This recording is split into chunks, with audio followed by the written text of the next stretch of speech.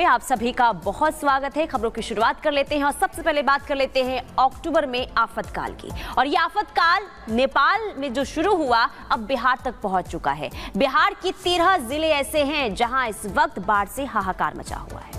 बिल्कुल, आपको बता दें कि गंडक, गंगा और कोसी नदी का पानी जो है वो गांव में आ गया है और बाढ़ आने की वजह से आधा बिहार प्रभावित हो गया है। कई लोग जहां तहां फंसे हुए हैं, जिनको निकालने के लिए काम लगातार जारी है। एक रिपोर्ट इसी से जुड़ी आपको दिखाते हैं।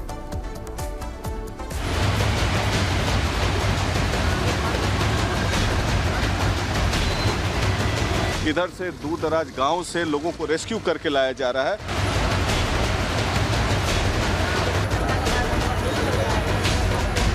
जल प्रवाह इतना तेज है, करंट इतना तेज है कि सड़क को भी चीर कर आगे बढ़ गया।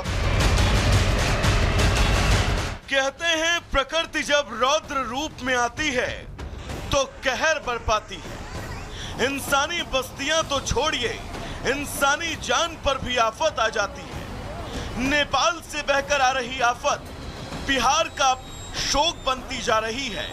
क्रोध में गंडक और कोसी है, बिहार गले तक डूब गया है। नेपाल तो डूबा ही डूबा, बिहार को भी नहीं छोड़ रहा है। उत्तर बिहार की स्थिति इस वक्त कुछ ऐसी भयावह है। रास्ते डूबे हैं, घर डूबे हैं, पुल बहने के कगार पर है। या तो तैर कर जाइए या फिर नाव चलाइए। हालात बिगड़े हैं। कोसी, गंडक समेत कई नदियां उफान पर हैं और सब कुछ अपने साथ बहा कर ले जाने को आमादा हैं। ये सुपौल है जहां चारों ओर पानी का प्रहार है। हर तरफ मझधार में फंसी जान है। बिहार में 56 साल बाद तबाही का ये मंजर दिखा।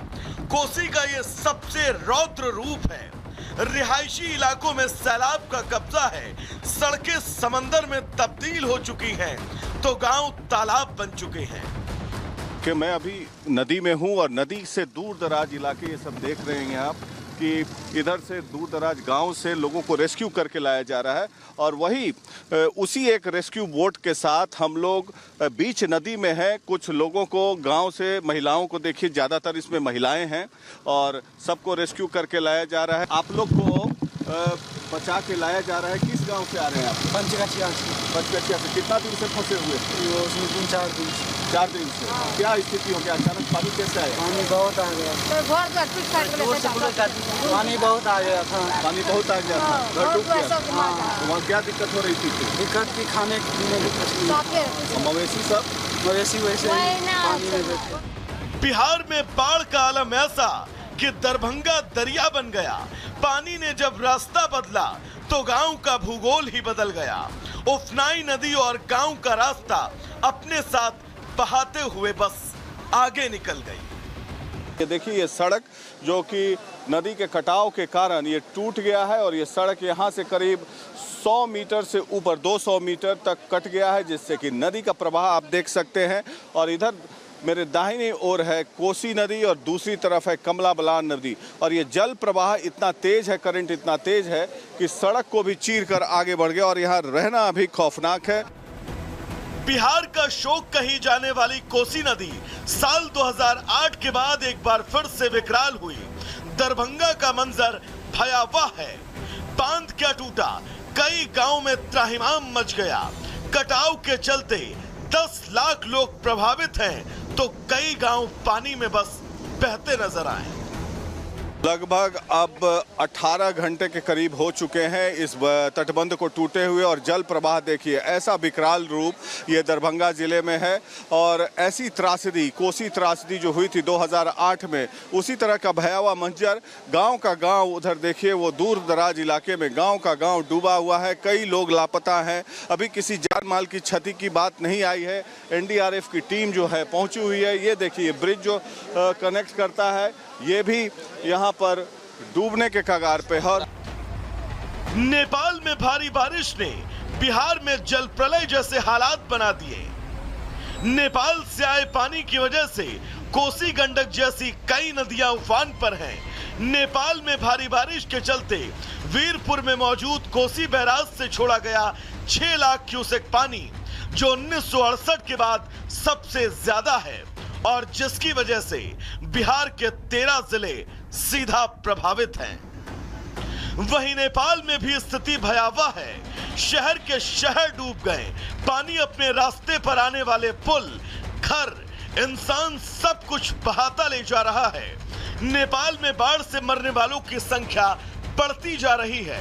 अब तक 200 से ज्यादा लोग इस पानी और प्रलय की चपेट में आए हैं। कई लोगों की तलाश में रेस्क्यू ऑपरेशन जारी है। बारिश और बाढ़ के चलते लैंडस्लाइड की भी संख्या बढ़ती जा रही है। नेपाल में बाढ़ और बारिश से हाहाकार मचा है। लोग बेघर हो चुके हैं। अब देखना होगा कि वहां की सरकार इस स्थिति से आखिर कैसे निपटती है। Bureau report, Republic Bharat.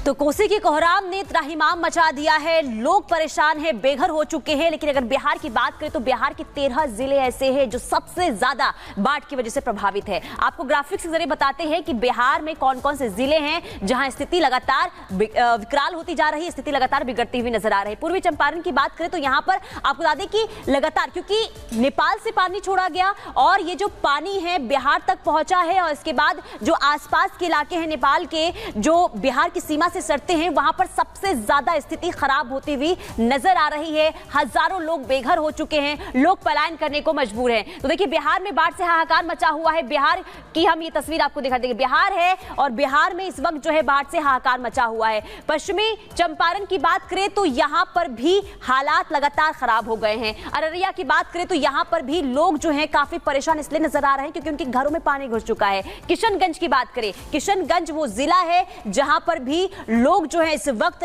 परेशान इसलिए क्योंकि उनका जो सामान है बाढ़ की वजह से काफी प्रभावित हुआ है, खराब हो चुका है। गोपालगंज, यहां पर भी स्थिति दयनीय हो चुकी है। शिव विहार की बात करें तो यहां पर भी विकराल रूप बाढ़ ने अपना धारण किया हुआ है। नदियां जो है उफान पर नजर आ रही है। सीतामढ़ी की बात करें तो लगातार यहां की तस्वीरें भी हम आप तक पहुंचा रहे हैं कि लोग किस कदर गुस्से में नजर आ रहे हैं। उनका कहना है कि सरकार ने कोई इंतजाम नहीं किए थे क्योंकि पहली बार नहीं है। सुपौल की देखिए बात करें तो यहां पर भी घरों में पानी घुस चुका है। सड़कें जो दरिया में तब्दील हो चुकी, खेत खलियान पानी में लबालब नजर आ रहे हैं। सिवान की बात करें तो यहां पर भी इस वक्त जो है स्थिति दयनीय नजर आ रही है। वहीं मधेपुरा की बात करें तो यहां पर भी लोग सबसे ज्यादा बाढ़ की वजह से प्रभावित नजर आ रहे हैं। मुजफ्फरपुर वो इलाका है, यहां पर भी जब जब बाढ़ देखने को मिलती है, यानी कि बाढ़ जब जब आता है तो यहां पर भी जो घर होते हैं वो सबसे ज्यादा प्रभावित होते हैं, घरों में पानी घुस जाता है। पूर्णिया की बात करें तो यहां पर भी वही हाल है जो बाकी जिलों में इस वक्त बिहार के जगह पर देखने को मिल रहा है। दरभंगा की बात करें तो यहां पर भी बाढ़ ने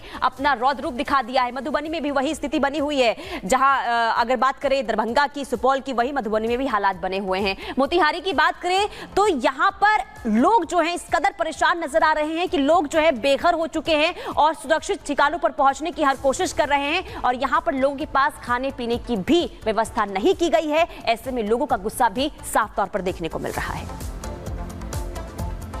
और आगे बढ़ते हैं, आपको बता दें कि कर्नाटक के सीएम सिद्धरमैया की मुश्किलें लगातार बढ़ती हुई नजर आ रही हैं क्योंकि एक बार फिर से उन पर भ्रष्टाचार का आरोप लगा है। सोमवार को ईडी ने मनी लॉन्ड्रिंग में केस दर्ज किया है सिद्धरमैया के खिलाफ और इसी की वजह से कर्नाटक में सियासत में सरगर्मियां जो है वो बढ़ती हुई नजर आ रही हैं। रिपोर्ट इससे जुड़ी आपको दिखाते हैं।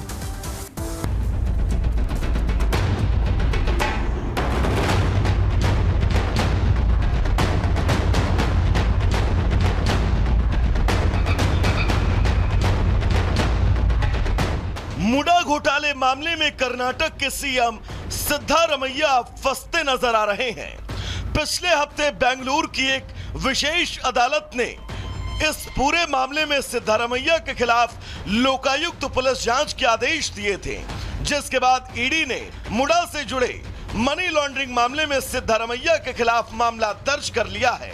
सीएम सिद्धरमैया के साथ उनके कुछ करीबियों के नाम भी इस फहरिस्त में शामिल हैं, जिनमें उनकी पत्नी बीएम पार्वती, उनके साले मल्लिकार्जुन स्वामी और देवराजू, जिनसे स्वामी ने जमीन खरीदकर पार्वती को उपहार में दी थी, और अन्य लोगों के खिलाफ एफआईआर की गई है। मामला कांग्रेस से जुड़ा था तो बीजेपी का हमला जायज था। बीजेपी ने भी देर न करते हुए सीधे सीएम का इस्तीफा मांगा। उनका कहना है कि इस घटना के बाद से सिद्धारमैया को अपने पद पर बने रहने का कोई हक नहीं है। देखिए, एक प्रोफेशनल लुटेरे की तरह पहले कांग्रेस ने 5,000 करोड़ की जमीन लूटी, उस पर गवर्नर साहब ने सैंक्शन दिया तो गवर्नर को गालियां बकी, उनका अपमान किया थावरचंद गहलोत जी का जो एससी समाज से आते हैं। फिर हाईकोर्ट ने निर्देश दे दिए, तब भी इस्तीफा नहीं दे रहे। और दूसरी ओर जो कंप्लेनेंट है, जो शिकायत करता है, जिसने तथ्य लाए, जिस पे हाईकोर्ट ने और स्पेशल कोर्ट ने रजामंदी दी, उसके खिलाफ ही एफआईआर कर दिया। ये दिखाता है कि कांग्रेस पार्टी भ्रष्टाचार की दुकान बन चुकी है और आज इस पर इस्तीफा